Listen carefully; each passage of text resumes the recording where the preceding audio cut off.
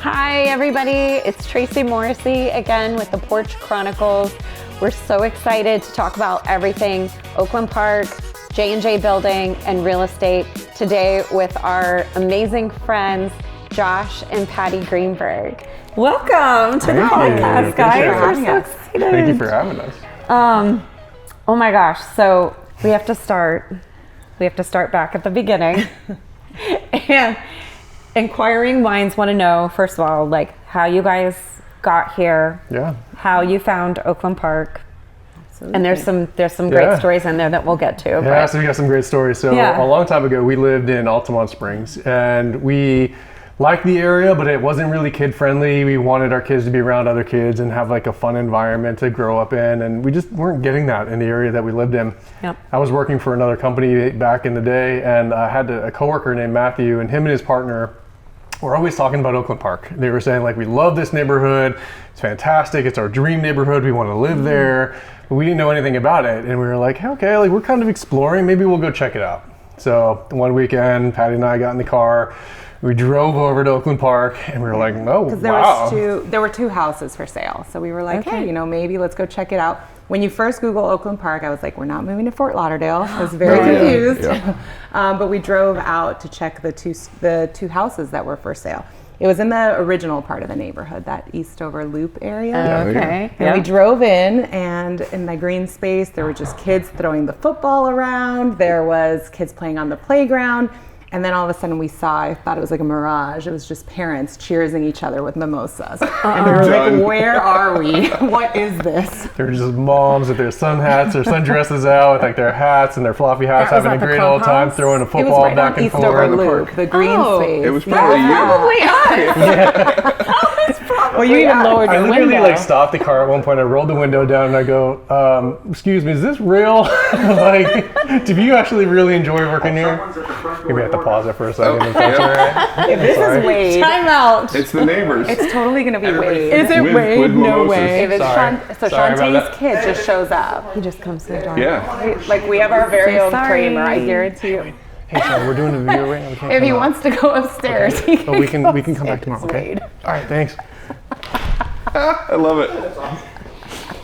Okay. Sometimes this is good. They don't even knock. They just walk in. Right. The kids walk in. This is the community that they're referring to. So we have one neighborhood boy who comes over like every day. Yeah. One of the best comments we had from a neighbor was that this is not an open door policy for your kids. Mm-hmm. It's an open refrigerator door policy. Yeah. The kids can come in and they have special sections of their fridge just for Capri Suns, snacks. Yeah, the juice and box. they sell, go right to the fridge. We have a few what we call kid Kramers who just pop in every day and the door's wide open. So we do. We have the snack area in the pantry, and they all know. They go in and they grab their snacks and it's the best. play. It's great though, because like that's exactly what you said you were looking for. 100%. Exactly. Wait, who's this Matt person? Oh, so Matt was an old coworker of mine, so maybe we can introduce you to him as well. Like, he's potentially looking for another house. But no, he introduced us to the neighborhood. We drove around, we loved it, we fell in love, and we started looking at different homes, but the homes that were for sale didn't really fit our need. Yeah. And so, which is when we started popping around. But we said, you know what, no matter what, we want Oakland Park. That's so great. I love it. Yep. That's so cool. Okay, so then we'll fast forward. You came in the model home, and I hope I remember this correctly, but your mom and dad were with you. Oh, they were. Is that correct? Yes. Yeah, so my mom and dad are in a similar industry, right? They build homes, they flip homes, they are, they're builders as well.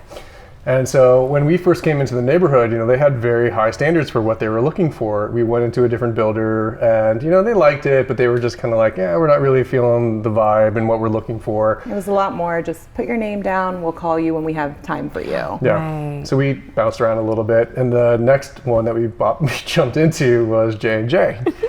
And you were in the front office. I was there. My dad is. I'm so glad I was there that day. My dad's very particular, I will say, about what he's looking for as he's supporting us and making sure we're making the right decisions. And so we popped him. He immediately, I think, pulled you aside and was like, "All right, I'm gonna take care of my kids or what?" And Tracey immediately jumped in and was like, "I got this." Matched my dad's energy immediately. And then my dad was sold, and we were like, all right, we can at least start the conversations, and it started really well. He was hardcore. He's a character. He's a character, but he was also very specific, with certain things, and had, things in his mind that he felt like you guys needed and wanted, and I was like, I'm here for it. I'm here for all of it. Bring it. Yeah. Let's and I think go. That helps set our minds at ease a little bit too, because yes, it was ultimately our decision in regards to what we wanted to move forward with, but having his input and his guidance is certainly important. But he immediately was like, this is who you need to work with. I felt great about it, and I love Jim, I love Tracey, I love Mike. We're going to move forward with this. That's great. And it really was the patience that you showed us that day. You immediately took us to every lot that you had available.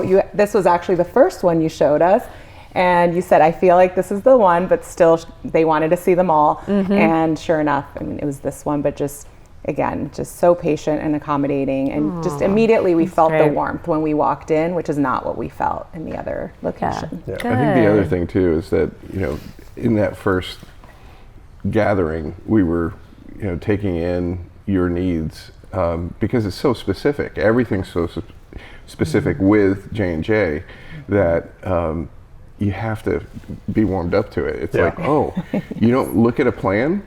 What? We're not looking at a plan that we can adapt or do anything to? Mm-hmm. So, starting from scratch is a big plus, I'm sure, for your dad, too, because for sure. of what he does. And I think one of the things that we appreciated the most is we came in and we said, we have a very specific budget that we need to work within. Mm-hmm. And we had these ideas of what we want to do.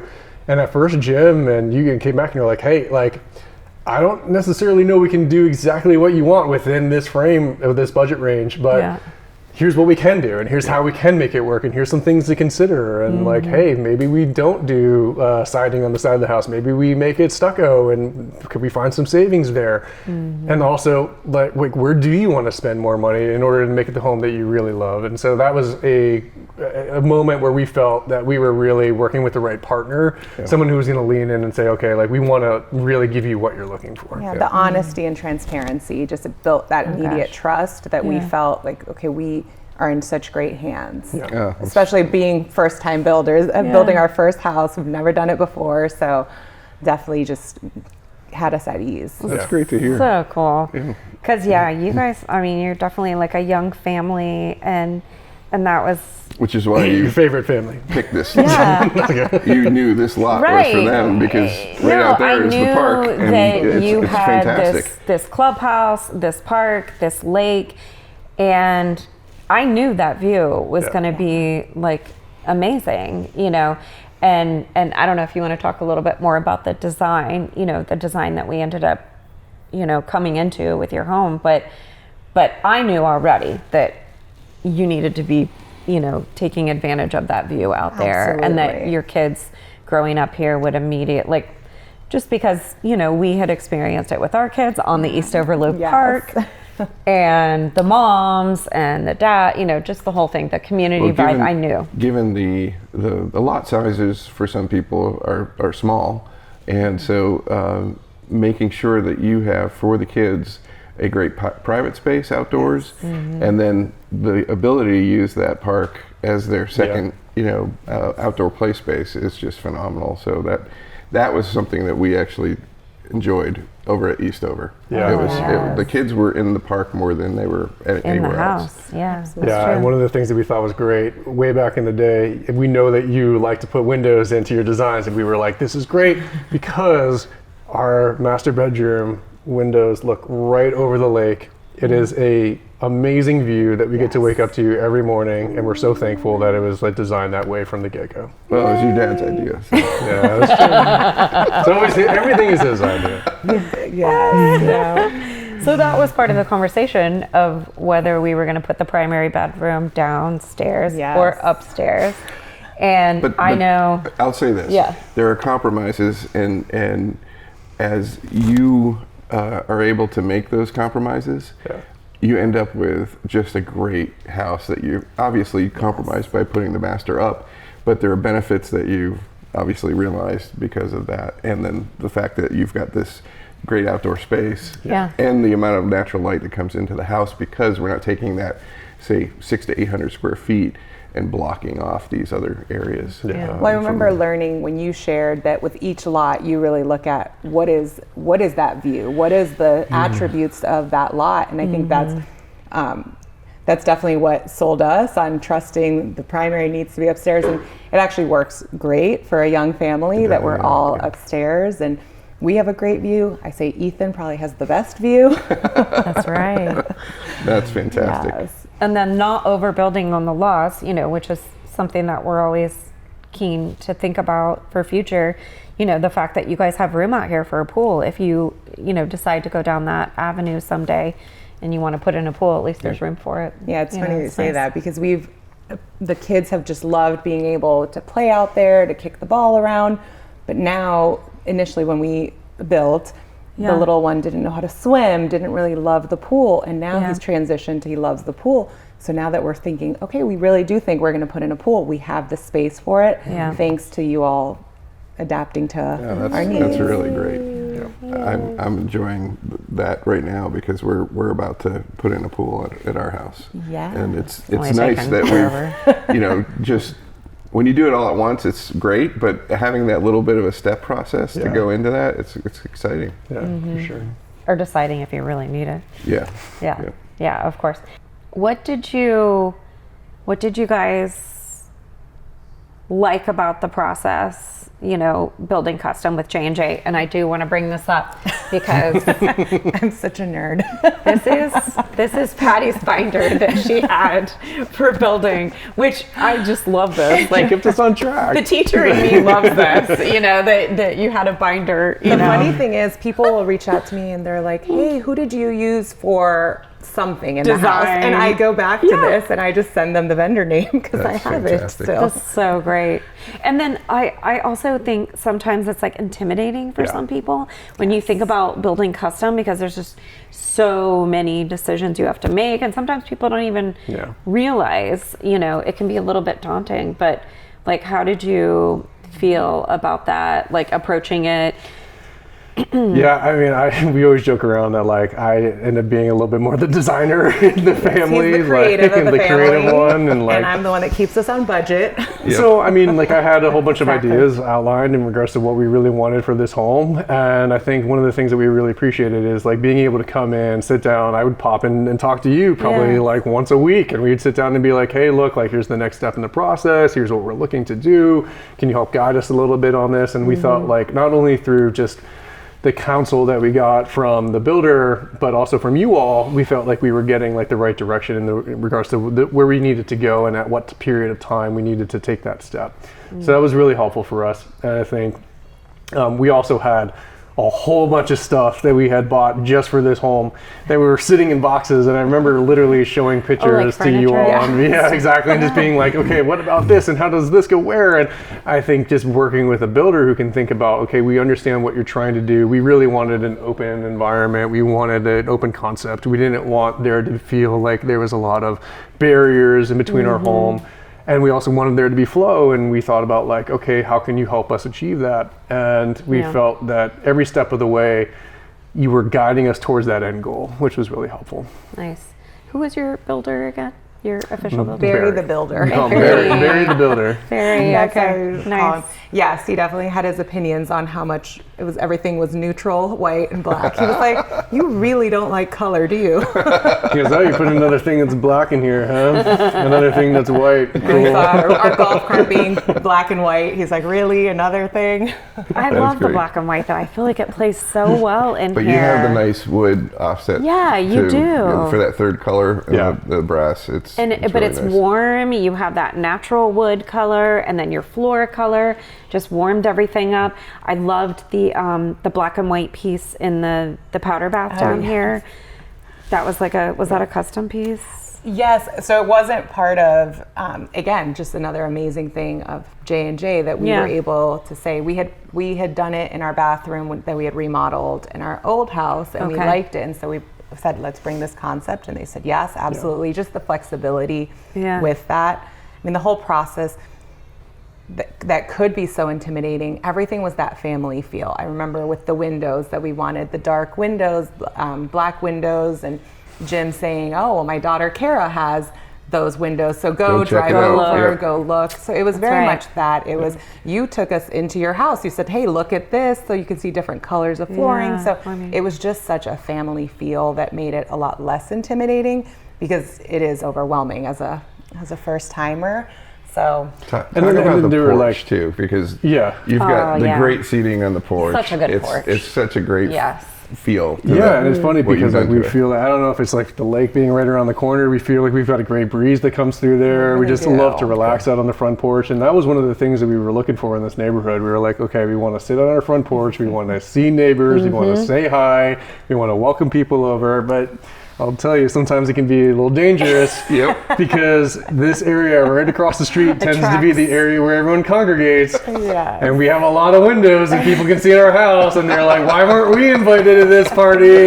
So we've had a few problems with that, but outside of that, it's been fantastic just being able to say hi to everybody and just have people drive by. We're finally at that age that the kids do run and play at the playground, and we can just sit on the porch and have a glass of wine. We can watch them from there, but they can have fun, and we can have fun at the same time. And we're not on the porch because it's hurricane. That's true. And so that's the unfortunate side of the title being Porch Chronicles. Having the Porch Chronicles, during hurricane season. Yes, that's what gets a little bit dangerous.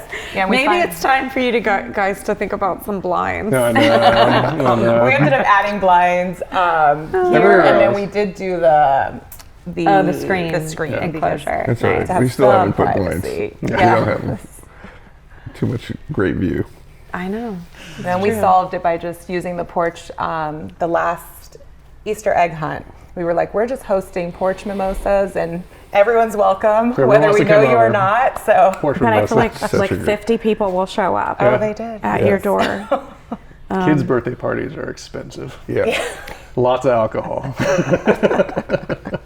Those kids drink too much. I feel like Wes started that the 1 year when you did mimosas. Yes, we did. That was our first with the Spider-Man party in the neighborhood. The Spider-Man party. Yeah, that was a good one.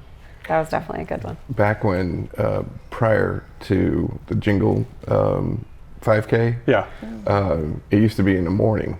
And so we would send the kids out to the groves, and they were all part of Oakland Park. And so they would go out, pick the oranges, come back, and we had that, the juicer. The juicer. Oh, cool. And so we would do mimosas after. With freshly squeezed from Oakland Park. How come you even invited us over for that? I mean, orange groves are done. It was when this was all orange groves. Like, this was a grove where your house is. We'll put an orange tree in the back. Yeah, there you go. Giving back. That's good. No, that's such a signature part. The other part is talking about the golf cart and having that downtown connection. It would be something that most, we all dream of it, and then it happened, and having that connection to the downtown is just spectacular. And do you guys do the parade? We do. The Halloween, the Halloween, the Christmas parade. We've done the Winter Garden one for the past couple of years, and it's amazing. Not just the neighborhood one, but the downtown Winter Garden one. And that's another of the things where I think just the two of you living in the neighborhood, you really understand what are those things that when you're building, you might not understand about the neighborhood, but you're going to want, because I remember from a space standpoint saying, a 2-car garage is fine. And you were like, you're going to need the extra half. And you found a way to incorporate it. And thank goodness that you did, because once we bought that golf cart, I mean, on the weekends we were able to move our car. It's just a golf cart. Yeah. No, I think it's one of the most special things about making the connection between here and downtown. But the other part about that is that the fact that it's authentic. Yeah. Winter Garden is an authentic downtown, and that is so rare in Central Florida and Florida in general. So having that ability to really feel like you're grounded to something that's hundreds of years old, and, generations of people that still live here, that it's not transient the way a lot of other areas are. So. Once we got the golf cart, we were like, we are in our bubble. We are not going anywhere else. We just go to downtown Winter Garden. We drive back and forth. It takes us 5 minutes, and we love it. It does hurt. Like when we moved here, 2009.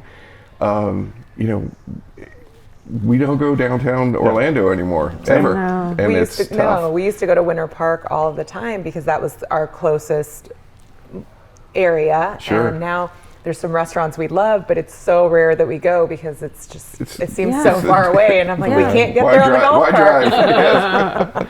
Or people that want you to go to Restaurant Row, Dr. Phillips. I'm I'm like, okay, but why? Like, get on the highway. That's a lot. I know.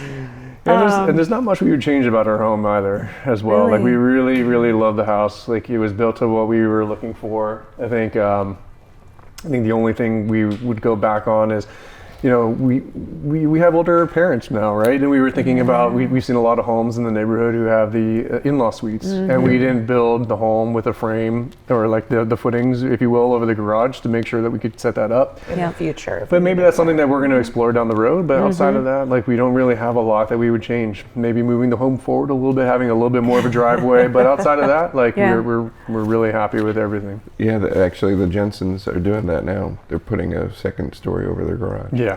It's pretty wild. Yeah, Maybe you could add one this way, like on the first floor, if you don't do the pool. No, gotta have the pool. I think the Pool's gonna just, sorry, Dad. the in-laws could live in the guest bedroom for that. They need their own house. Come on. Yes. They have to come in, into the neighborhood. Tell him I was pulling for it. No, it is funny. The whole reason why we really wouldn't change anything is because of the benefits of building custom, that you really listened to every need that we had and figured out a way to make it work. To your point, there's times that you have to be willing to make some sacrifices or compromises, not really sacrifices. And we needed an office, wanting a small play area for the kids, things like that. Wanting the 2 closets instead of 1 in the primary, which meant, okay, well then your bathroom's going to be a little bit smaller. So really it was custom built for us and for our family and what we need. And so I really wouldn't change anything. Josh laughs because I'm like, well, I would have put an outlet in the pantry to plug in my dust buster. Oh my gosh. He's like, wow, that's the one thing that you would change. Yes, because I did we put it in the office closet, so my printer is in there hidden away. Yeah. But I didn't think about that, just for some of those things that you charge. But it's so minimal, the fact that if that's what you would have changed, then I know. I feel pretty good. Yeah. We should see if you can get one, because I know there's one right there by the coffee. Just throw another one over. Yeah, bring it on the other side. Yeah. I know you were drawn to the community aspect of seeing the mimosas in the park and all of that, which is really cool. But maybe you guys can just talk a little bit, like how you feel like your lives have been affected just by the community and the friendship groups and just like all of that, because it and the kids. The kids too. Like, I mean, we're in a different phase of life, obviously, so we see you guys, but it just seems like what we had when our kids were younger too. But I think cool. First and foremost, we just feel so blessed to be around a bunch of other families that have young children as well. And I think for us, even our oldest son, Grayson, he's on the autism spectrum. Mm-hmm. And one of the things that we were really hoping for is a community that would welcome him and bring him in. And we have 100% felt that since the day we set foot into this house.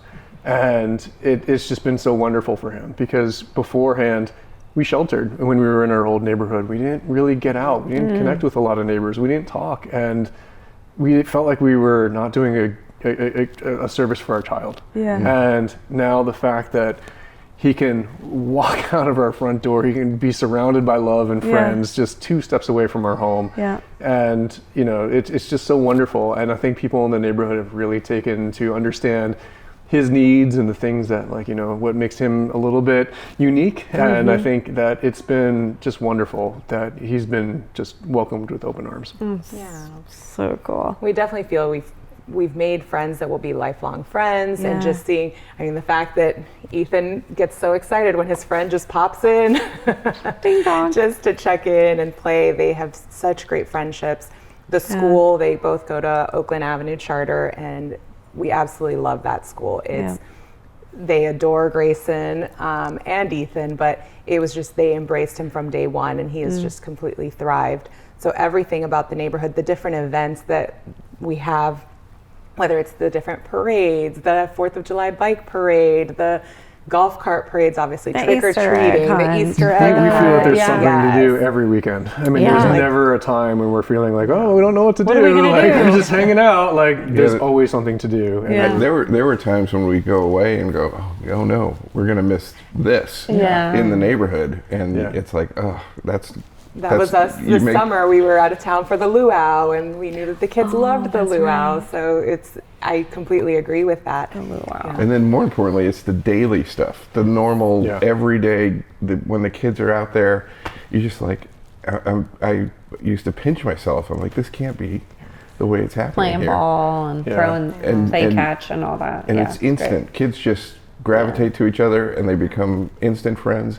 And then parents become friends through the kids. It's the fun. It's been great for Patty and I too. Even just the 2 of us getting to wake up in the morning, drop the kids off at school. We'll go for a walk on the trail for an hour and just get to talk and hang out. And it's a beautiful trail. It's just like a wonderful experience that we get to have together. Isn't it amazing that it's not about the house anymore? Yeah. That's really the other part. It's not about the house. It's now about the lifestyle. Everything outside of the house. Yeah, the community. And it's that bit of magic that other neighborhoods, I hate to say it in a negative way, but they don't experience that. Yeah. And there's some aspects to the way the front porches are acting to the street, how people interact on the park spaces, but not just that, just in the streets themselves, the way the streets are and the short blocks and that kind of tight-knit neighborhood where all the homes are fairly close to the street,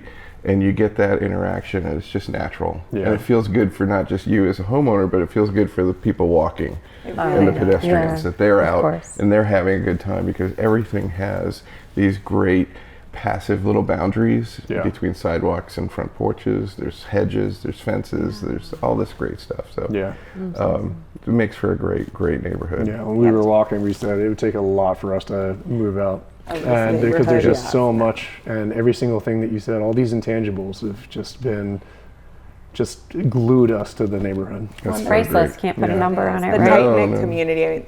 We luckily have a ton of babysitters in the neighborhood. But oddly enough, as you say, the tight-knit community piece, today one of the babysitters called me, and why is she calling during the day? Something must be wrong. And I picked up, sure enough, she needed a jump on her car and had been calling. She's like, I was calling all these different people that I know, and no one picked up. And so I had picked up, and so we drove over and gave her a jump, and her friend that was with her said, wow, this would never have happened in my neighborhood. There's no way any of my neighbors. I wouldn't have known anyone. I don't know them. Exactly.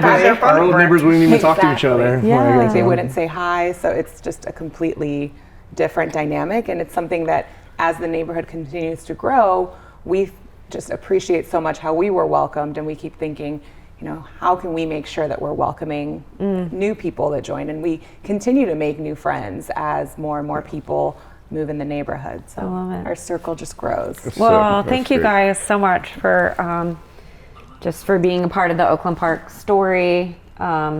We love it, and we're so happy that you guys got here to Oakland Park, and thanks again so much for being a part of the Porch Chronicles today. To do so. We'll see you guys next time on the Porch Chronicles. Yeah. Cheers. Ready? Cheers.